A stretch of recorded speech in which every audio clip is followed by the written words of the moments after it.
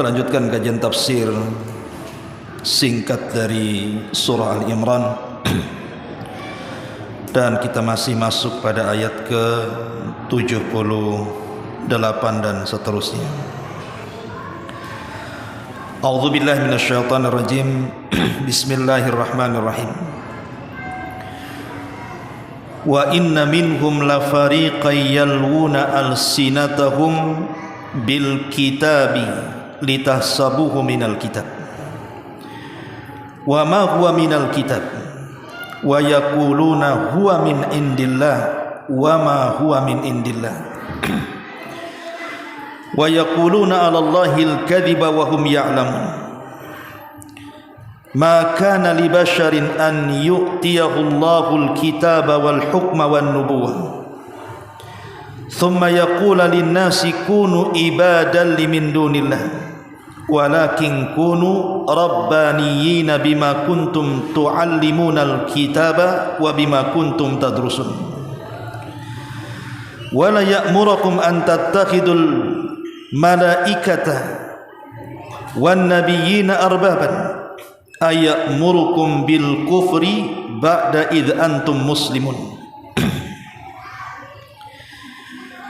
Allah Subhanahu wa taala berfirman,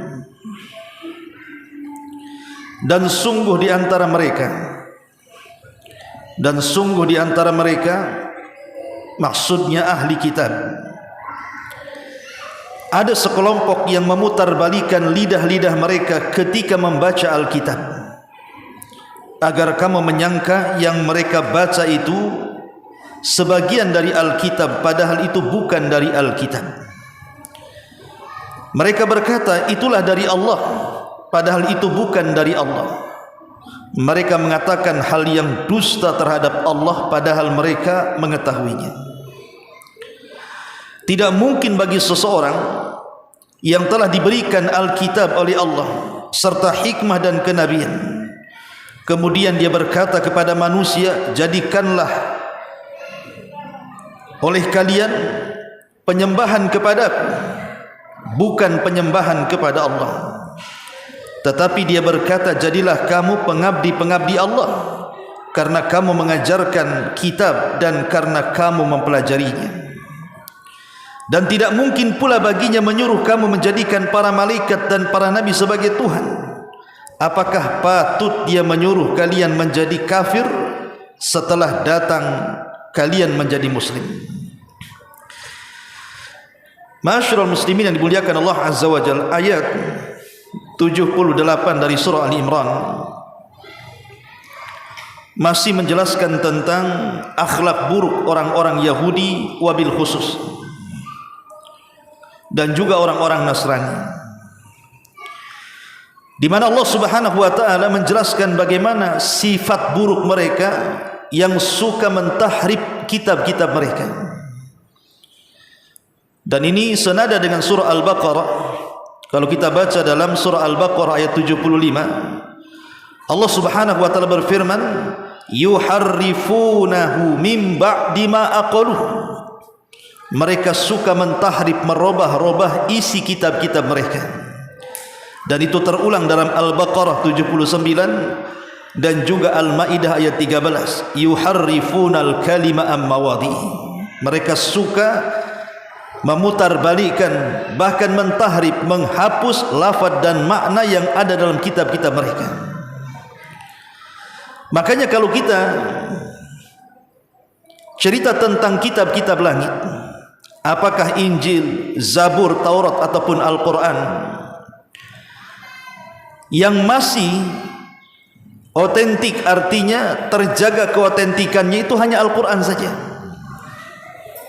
Karena Al-Quran itu betul-betul Allah Subhanahu wa ta'ala katakan dalam firman-Nya, inna nahnu nazzalna dzikra wa inna lahu lahafizun.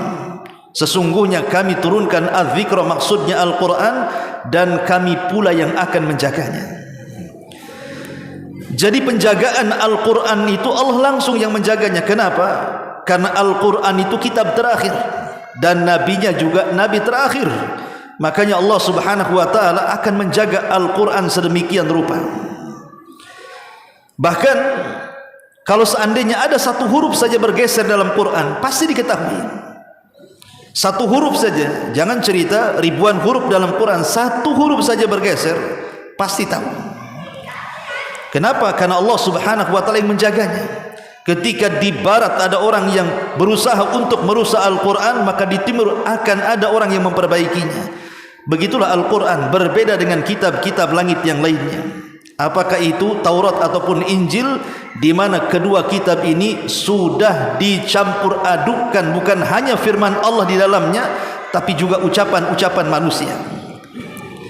Ma'asyiral muslimin yang dimuliakan Allah Azza wa Jalla. Makanya di sini Allah jelaskan bagaimana sikap buruk mereka, orang-orang Yahudi dan Nasrani itu yang suka mentahrif buku-buku mereka. Bahkan kalau Injil itu ada istilah revisi namanya. Jadi Injil itu ada istilah revisi bagi mereka. Quran tidak mengenal revisi. Apalagi Injil itu kan banyak, 40 Injil lebih kan, walaupun yang disepakati 4.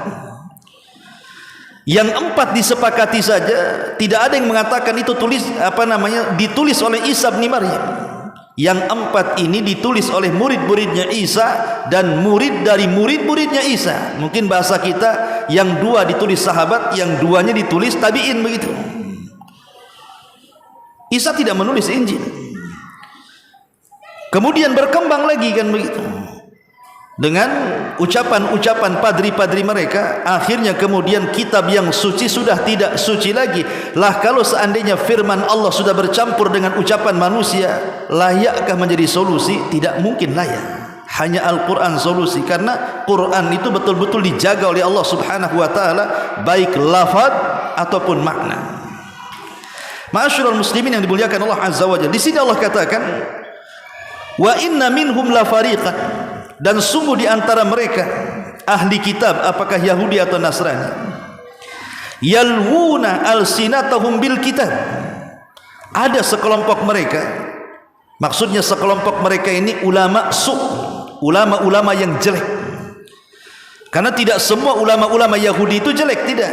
Seperti Abdullah ibn Salam masuk Islam, kemudian Wahab ibn Munabih masuk Islam, Ka'ab al-Akhbar masuk Islam di zaman Umar bin Khattab. Banyak ulama-ulama Yahudi itu yang selamat, tapi kebanyakan mereka ulama usul.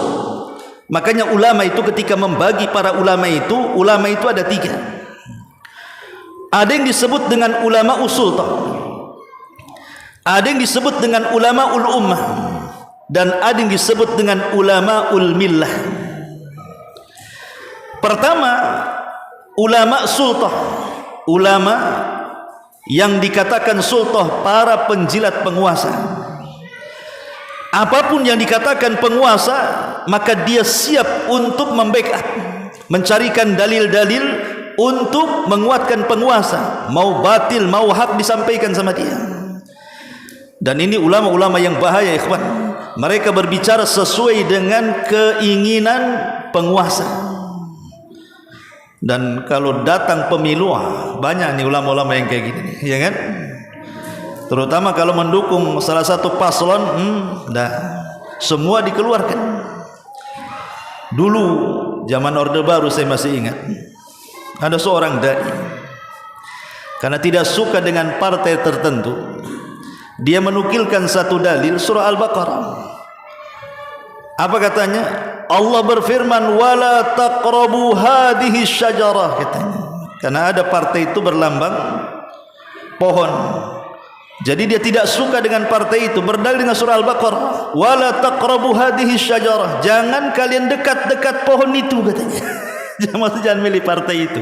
Subhanallah, mana tafsirnya, kemana pula maksudnya? Ini kan bahaya kalau seperti ini. Jadi ada ulama mereka adalah para penjilat penguasa. Apapun yang dikehendaki penguasa, tolong carikan dalilnya. Dalilnya mau benar mau salah, carikan sama dia. Ini disebut ulama usul. Ini ulama bahaya ini, karena dia akan berdakwah sesuai dengan selera penguasa. Ini yang pertama. Dan ini termasuk ulama usul. Kemudian yang kedua, ada namanya ulama ul ummah. Ini juga bahaya. Dia berceramah itu sesuai dengan kemauan umat saja. Makanya dia akan berceramah yang ringan-ringan, yang enak-enak gitu ya. Dia akan menjauhi hal-hal yang kemudian diperselisihkan umat. Nanti kalau saya ngomong seperti ini, umat nih lari nih. Kalau saya ngomong begitu, saya nggak diterima. Akhirnya kemudian dakwahnya hanya sesuai dengan selera umat saja. Dia tidak peduli apakah ini perkara syirik, perkara tauhid, perkara sunnah, perkara bid'ah, perkara taat, perkara maksiat, tidak peduli. Yang penting umat senang, itulah sajian dakwahnya. Ini namanya ulama ummah namanya. Lah yang ketiga inilah ulama yang disebut rabbaniyin tadi, ulama millah, ulama yang memperjuangkan agama. Qulil haq walau kana murr. Dia akan berbicara walaupun pahit rasanya, kalau itu sebuah kebenaran pasti disampaikan. Mau ini tauhid, mau ini syirik, mau ini bid'ah, mau ini sunnah, mau ini taat, semua akan disampaikan. Karena tugas dia hanya menyampaikan. Soal diterima atau tidak itu urusan Allah subhanahu wa ta'ala. Karena Rasul pernah suatu hari bermimpi, kemudian diperlihatkan di padang mahsyar para nabi yang banyak umatnya, tapi juga diperlihatkan ada nabi yang tidak ada umatnya sama sekali. Apa kita katakan nabi yang tidak punya umat gagal dakwah? Tidak. Gagal dan tidaknya berdakwah itu bukan banyak dan tidaknya pengikut, tetapi sudahkah sampaikan kebenaran ataukah tidak. Kalau kita sudah menyampaikan kebenaran, berhasil dakwah kita. Ya tentu bil mau'idati, dengan cara yang baik tentunya mau'idahnya, dengan metode dakwah kan begitu. Tetapi kebenaran itu harus disampaikan. Maka mudah-mudahan kita menjadi ulama millah, ulama yang betul-betul menegakkan agama, bukan ulama usul ulama yang berceramah sesuai dengan keinginan penguasa, ataupun ulama ummah, ulama yang berceramah hanya sesuai dengan selera umat, tapi yang betullah ulama millah namanya, ulama yang memperjuangkan agama. Lah di antara orang-orang Yahudi itu ada ulama usul, ulama-ulama yang jelek, yang mereka berusaha mentahrib kitab-kitab mereka. Lah salah satunya adalah mentahrib tentang kenabian Nabi kita Muhammad sallallahu alaihi wasallam. Lalu apa penyebabnya mereka mentahrib, menghapus kenabian Nabi sallallahu alaihi wasallam, padahal nabi yang akan diutus itu sudah dicantumkan dalam kitab-kitab mereka. Bahkan dibicarakan ratusan tahun. Bahkan digadang-gadangkan kalau seandainya akan muncul nabi ini, mereka siap membelanya. Bahkan mereka mengenal nabi ini lebih kenal dibandingkan anak-anak mereka. Ya'rifunahu kama ya'rifuna abna'ahum. Ikhwan, kita tahu bahwa dari zaman Nabi Ibrahim alaihi salatu wasallam, Ibrahim ini istrinya banyak, tapi yang masyhur dua kan begitu, Sarah dan Hajar. Dari Hajar lahir Ismail, dari Sarah lahir Ishak. Dari Ishak ini lahir Yakub yang disebut dengan Israel. Maka nanti seluruh keturunan Yakub disebut Bani Israel. Dari Yakub ini lahir Nabi Yusuf. Dari Yakub ini lahir para nabi yang begitu banyak, ribuan para nabi. Kanat Banu Israel tasusuhumul anbiya. Bani Israel itu senantiasa dipimpin para nabi. Setiap nabi mati datang nabi yang lainnya. Setiap nabi mati datang nabi yang lainnya. Entah berapa ribu nabi diutus oleh Allah dari Bani Israel ini. Artinya nikmat Allah yang sangat besar. Ingat dalam surah Yasin, sampai ada satu desa itu diutus 3 nabi. Fa'azzazna bisalisin. Ketika 2 orang tidak cukup, kami kuatkan lagi dengan 3 orang lagi. Walaupun 3-3-nya dibantai. Tapi begitulah bagi Bani Israel itu diberikan nikmat oleh Allah Azza wa Jal, nabi yang begitu banyak. Tetapi dari keturunan Ismail tidak ada yang jadi nabi. Tiba-tiba ketika ribuan para nabi diutus kepada Bani Israel, terkadang satu zaman itu banyak nabi. Zakaria, Yahya, Isa, satu zaman. Ya, Dawud, Sulaiman. Jadi banyak nabi itu yang satu zaman tuh Bani Israel itu. Tiba-tiba muncul seorang nabi dari Arab yang tidak ada ceritanya nabi Arab itu sebelumnya. Nabi Arab ada ya, Nabi Hud, Nabi Saleh, Nabi Shu'aib ya. Tetapi mereka bukan keturunan Yakub. Mereka Nabi Arab. Ketika mereka kemudian berbangga bahwa nabi-nabi semua itu dari Bani Israel, ribuan para nabi, sebagaimana hadis Abi Dzar Al-Ghifari ketika bertanya soal berapa jumlah nabi dan berapa jumlah rasul. Walaupun sebagian riwayat ada yang melemahkan para ulama. Ada yang mengatakan bahwa jumlah nabi itu 120.000, dalam riwayat 124.000. Tapi ada juga yang mengatakan jumlah rasul itu 315 rasul. Sedemikian banyaknya para nabi itu diutus kepada Bani Israel. Tiba-tiba kemudian dikagetkan dengan munculnya nabi Arab. Tiba-tiba muncul nabi Arab yang selama ini mereka merendahkan orang Arab, Bani Israel ini. Disitulah letak ketidakterimaan.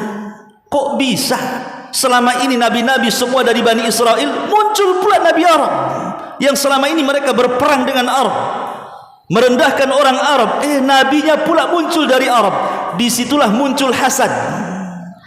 Dari muncul hasadnya orang-orang Yahudi inilah berakhir dengan mentahrif buku-buku mereka.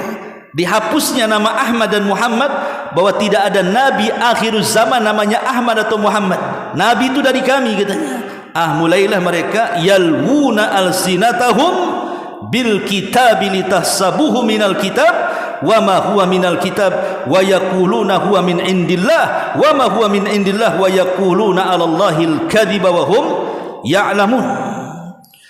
Dan sungguh segolongan mereka memutarbalikkan lidah-lidah mereka ketika membaca Alkitab, agar kamu menyangka yang mereka baca itu sebagian dari Alkitab, padahal bukan dari Alkitab.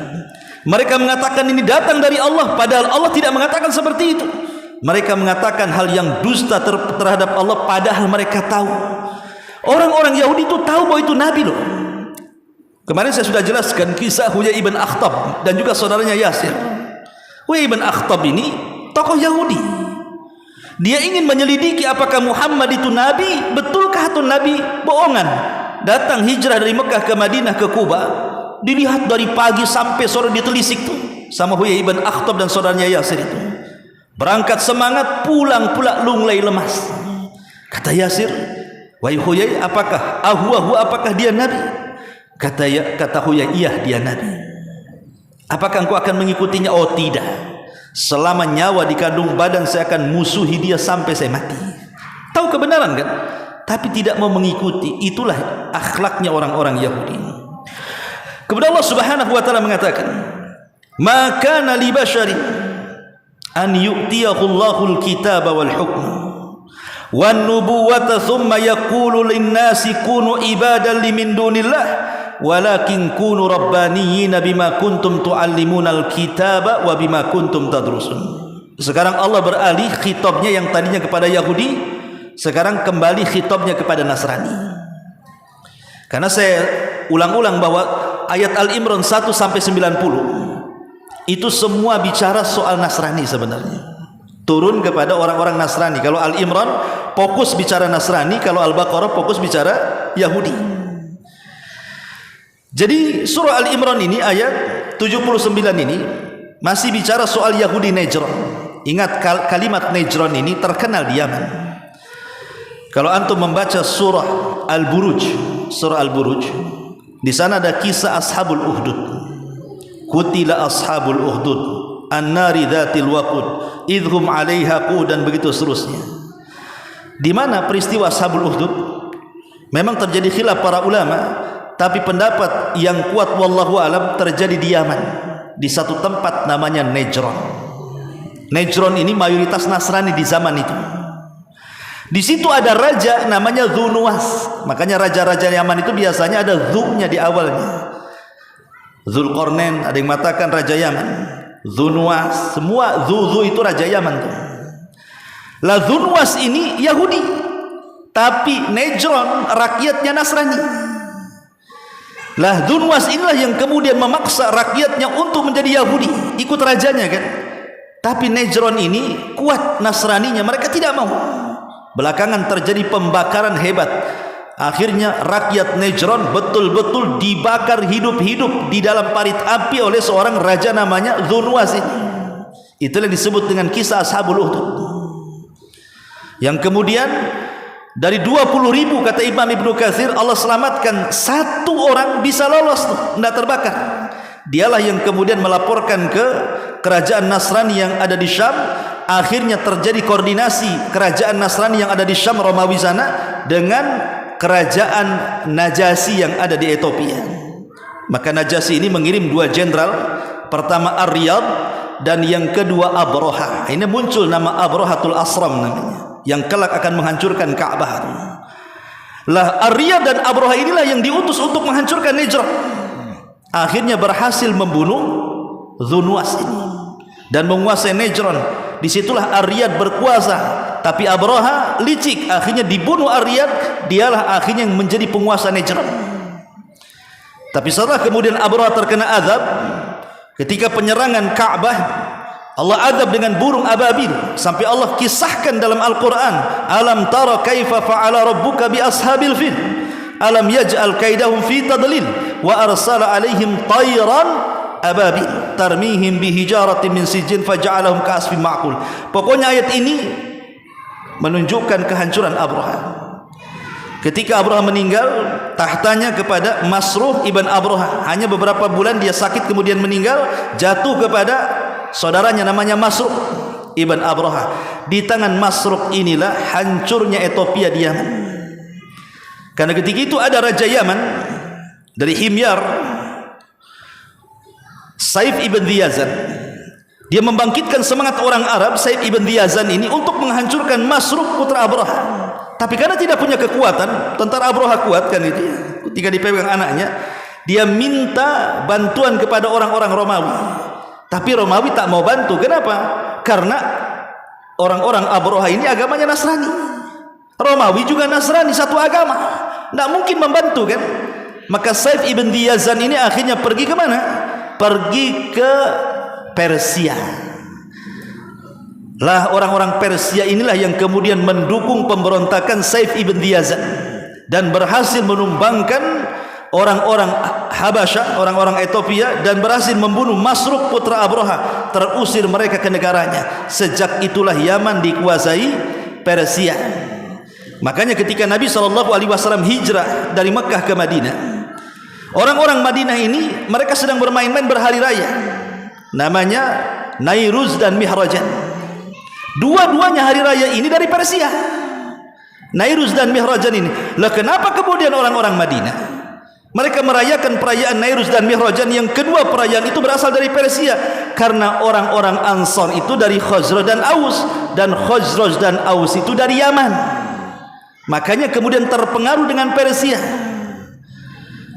Lah ketika di zaman Nabi SAW, Rasul menyurati Raja Kisra kan. Sampailah surat itu ke Kisra, Raja Persia. Dirobek itu surat itu. Maka Nabi SAW marahlah dan mengatakan, sebagaimana dia sudah merobek suratku, aku doakan semoga Allah robek kerajaannya. Sejak itu tidak ada Persia sampai kiamat. Lain dengan Romawi, masih ada sampai sekarang, karena tidak merobek suratnya Nabi. Kapan runtuhnya Persia ini?